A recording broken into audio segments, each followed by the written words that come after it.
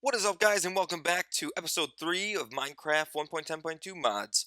We got a couple mods lined up for you to check out as we wait for mod authors to update their mods to 1.11. Until then, we'll keep on going with 1.10.2. Let's do this!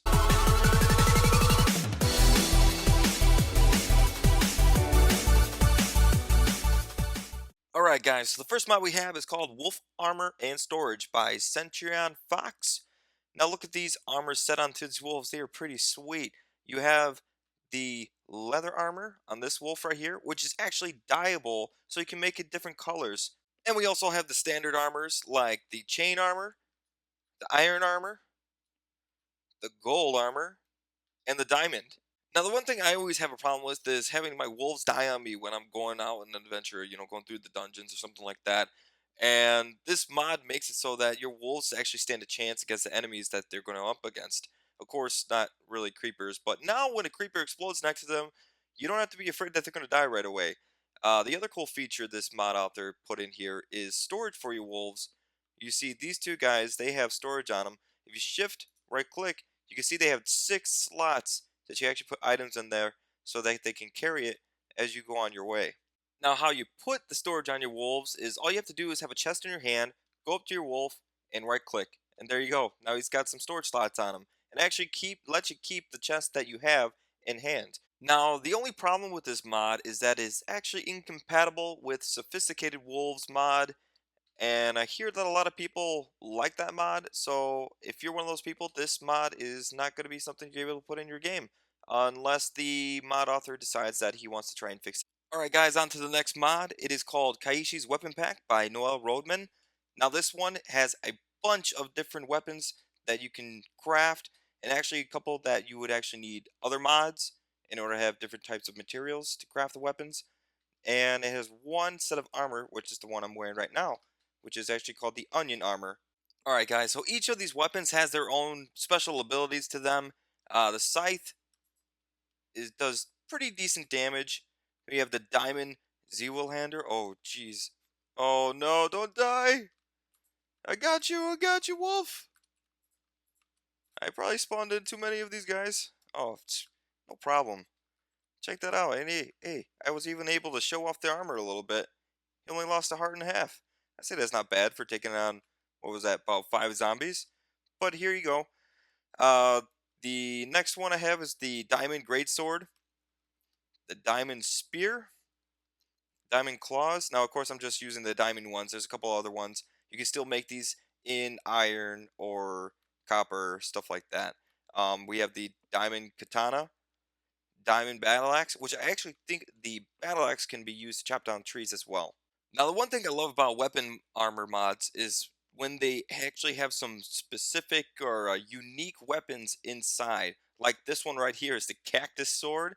It's kind of funny that you would have a cactus sword. There's also cactus claws that you can make in here. You also have an iron katana. Well, the thing is, you can take this and upgrade it to the washing pole, which actually has a 7 attack damage, huge increment from the 4.75. So the last couple weapons I'm going to show you in this pack are the black swords, which are the black greatsword, black ultra greatsword, the dragon slayer, and the awakened dragon slayer. Now, actually, it's pretty easy to get the black greatsword. All you need is a block of iron, obsidian, and a stick to create this thing. And the other ones are a little bit tougher. You just need more blocks of iron and some obsidian. The awakened dragon slayer actually needs another star with the dragon slayer to make what it is, which is actually one of the most powerful weapons I've seen, having a 30 attack damage, which could pretty much take out anything you need. The only thing I wish is that the last 3 swords here would have had some kind of difference in them so you could kind of tell them apart. I know that you don't really see that much of a difference because holy crap, that takes up the whole right side of the view. But you see, as I swap through them, you can't really tell too much of a difference. They are pretty much the same. Now, one last thing to mention with this is that some of the great swords are not able to do any damage if you have something in your right hand or your offhand. I guess that would be your left hand. So, if you have anything in your offhand, and you're trying to fight enemies with these great swords, it will not work. It even says in the description of the weapon that it will do 0 damage. Okay guys, on to the next mod, which is called Water Distillery by Maine Crafter DE. In this mod, you're able to create some distilleries that you can place buckets of water in. In turn, you will get particles of iron, sand, stone, a couple other things that you can actually smelt down or turn into actual ingots of iron or blocks of sand, blocks of stone, stuff like that. This mod is really simple to use and is actually pretty easy if you're in the beginning of your game trying to get materials real quick and you don't have anything around you to do that. Well, with these, you can see the display here. They have a counter where you can put coal in, kind of gives it more power. Right now, I think it's full. Between all these other distilleries, they actually link up together. So the more you have, the faster they go. If I were to put this bucket of water in there, see how fast that's going? It gives you the bucket back. Now, the one thing you're going to want to know is that when it does this, if you go to put another one in, you're going to want to take your bucket out because sometimes it'll go ahead and just eat your bucket up. So sometimes when you have the distilleries all lined up and working together, it can get a little weird. You'll put a bucket into one of them and it'll spit out the powder of the iron or sand or whatever you're trying to get into another one, or it'll put the bucket, the empty bucket, into the other one. Kind of like this one over here. This is a different one. I was over here when I placed that bucket in, and the powder came up over here. But over here, you see you have sand powder and iron powder, which you can take, and these you can turn into an actual iron ingot. Alright, so I kind of lied about having these in the beginning of your game because it'd be actually kind of difficult to have these at the beginning to get some iron because these are actually made out of a couple iron blocks and some brewing stands. So it might not be too easy right in the beginning to make one of these. But nonetheless, these are pretty cool in the fact that you actually have a 1/8 chance of getting gold powder and you have a 1 in 16 of getting diamond or emerald powder, which in turn you can actually turn into an emerald or diamond or gold ingot. In turn, at the end of the day, this mod just gives you another way of trying to get materials that you need or you get tired of mining throughout your survival world. Alright guys, time to go over our last mod, which is called Future Pack by MC Enderdragon slash Red Snake Games. This mod is one that I've been waiting for. I've been waiting for a mod that allows you to create a spaceship, go into space, go to other planets, stuff like that. It is something I'm really excited to show and go over. Although it is a mod pack, so it is huge. This mod has so many things in it, and that's why the other mods were a little smaller so that I could save some room for this one. Now, when you download this mod and you go to get into your game, you're going to get this little document in your hand. It's called Mysterious Document. You open it up, and it has these weird symbols going on. And when I first did it, I was like, what? What is this? I have no clue what the heck I'm even looking at. Well, when you really start to dive into this mod, it starts to make really good sense here. What you're looking for is this scanner. You'll use that scanner to scan items in the world, which gives you knowledge, which knowledge you can use to create, I guess, advanced technology, which leads down into these, which is kind of a checklist that usually leads to space travel. All right, guys. So the other thing you're going to find in this mod are these little shafts coming out of the ground. They're going to be over the water. They can be over land. They're going to be a few scattered around. I found some by a village. Sometimes you have to kind of really look for them. Now, down these, you'll be able to find like these space age compartments where you can find the items you're actually looking for. So let's go ahead and go down this. Now, sometimes you have some weird things going on because these are randomly put into the world and it can run into dungeons, mine shafts. This one, I believe I went down already. Yes, it has a mine shaft in it, which is pretty cool. So if you find one of these, you might get lucky with that too. Now, once you're down here, you actually have these things called wardrobes, which you're going to want to go ahead and go through. And you have all these kind of like weird items you've never seen before. Oh, that's actually kind of nice. You get some gold out of that. The magnet ingot, those are pretty nice. Now, that is not what we're looking for. We are looking for the scanner. Of course, it might not be in here. Nope, it's right here. So right here, this is what you are looking for. Now, I got lucky. Sometimes when you go down these shafts, you're not going to find the scanner right away. You might have to go and search on for another shaft like this to find the scanner so you can actually start your adventure in this future pack. Alright, so like I said, you're going to need to find a scanner in the first place to even start anywhere within this mod. Once you have the scanner, you can actually start doing stuff with it. So we'll go ahead and go into it by right clicking, and it gets this kind of a weird display when you first go into it. Trust me guys, this is not as difficult as it seems. When I start diving into this, it'll all make sense as you progress through the mod. That's the one thing I guess maybe some people get in here and they're like, oh, I have no idea what's going on. What is all this junk? Like, oh my god, this just looks too confusing. No, it's not. The mod authors did a really good job of going through and helping the player progress through these different trees of the story, intergeneration, production, all these kinds of things, so that it all makes sense as you're progressing through the mod. All right, so I'm gonna go and jump into my spaceship here. Now, don't like criticize me on this too much. I just built it real quick, didn't really care of how it looked. But that's the thing about this mod is it's not like the other mod of what is it, Galactica, which was never really updated after 1.7. It just kind of stayed put, and it was actually a mod I really wish they would have continued on because I love the kind of space travel and mods like that to that nature. So you build your own spaceship according to how the e-scanner is going to tell you down in space travel. It'll, as you progress, like I said, through this mod, you're going to get things like the rocket, how to make the rocket fuel, the thrusters, the fuel tank, the teleporter, the onboard computer, which you're going to need. You're going to need coordinates in order to go to other planets.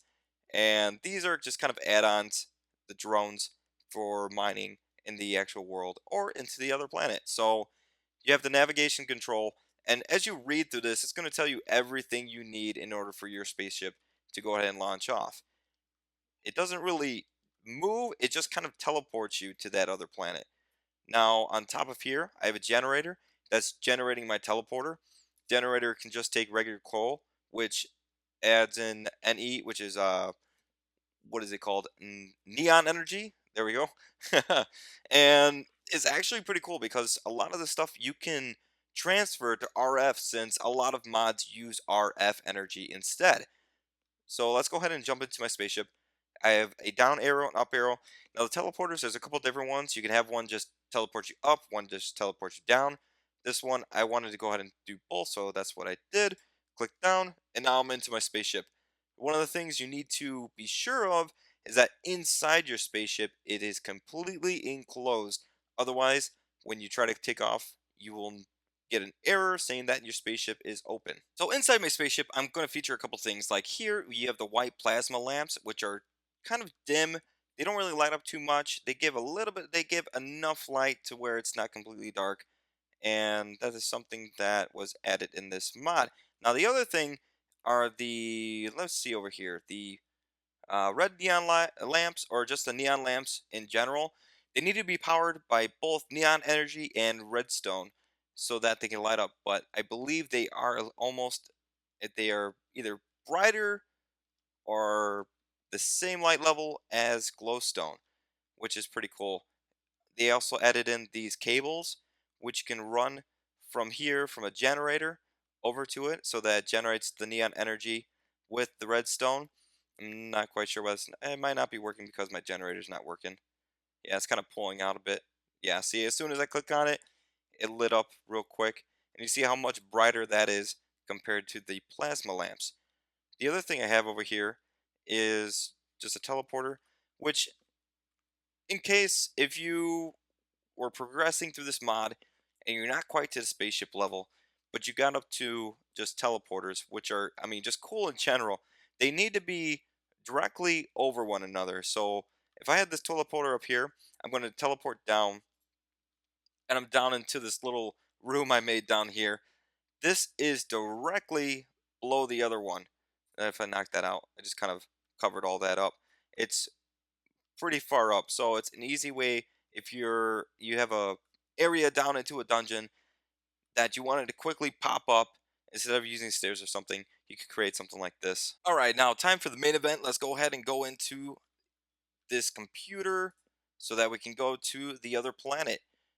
The thing is, you're going to need this. It's called I just went ahead and added an advanced board computer because I can, because I'm in creative, but you might get the one that's below it, which doesn't have a, I'm not really sure. I didn't even really check it out. But it has this first slot, which shows you where you are.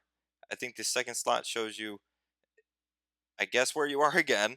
And then the third slot shows you the planet that you want to go to. Now, here is where you would slot in that coordinates that you would be able to make in order to go to the other planet. So let's go ahead and check and go. Now, as we go into it, it's going to spawn. Holy crap, it is dark.